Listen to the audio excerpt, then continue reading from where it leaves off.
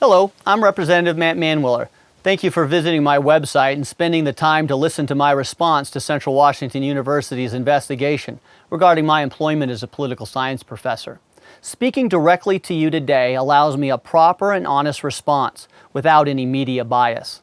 My employer, Central Washington University, is a liberal island in conservative Kittitas County.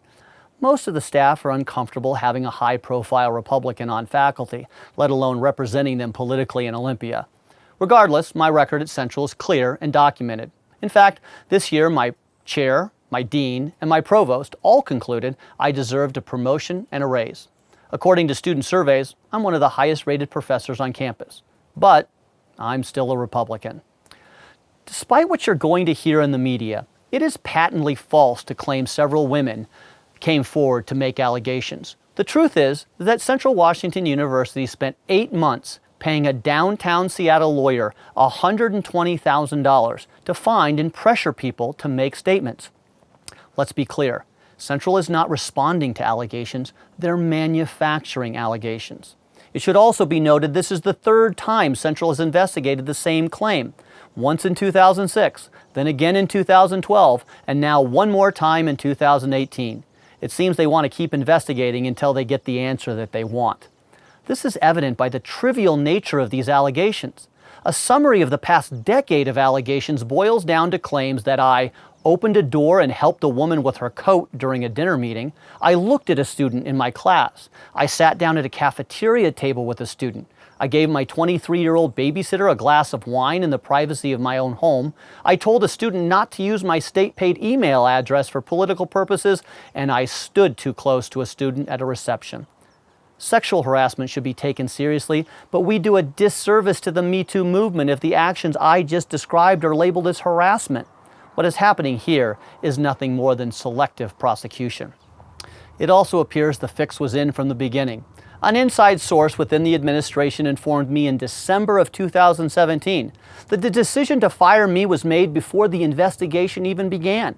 The Seattle lawyer hired to investigate me and write a report was paid $120,000. That's $1,400 per page of taxpayer money to ensure the outcome came out the way they wanted it to. Despite all the money and time, they couldn't conclude I was guilty of sexual harassment and instead had to assert that there was a pattern of unprofessional and inappropriate behavior. I'm not under fire for misconduct, not for ethics violations, not for breaking the terms of my employment contract, but for the subjective opinion from one Seattle attorney that things like looking at a student constituted unprofessional and inappropriate behavior. During this entire investigation, there was no due process. I was not allowed to question witnesses.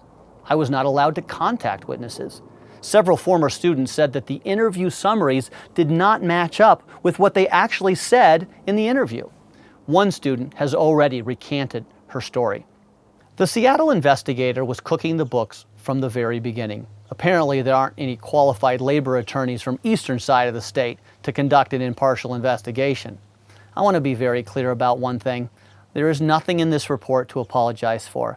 The things that are true are not inappropriate, and the things that are inappropriate are not true. In closing, I want to say that I understand that our country is currently reflecting on the way women are treated in the workplace. This is a good thing.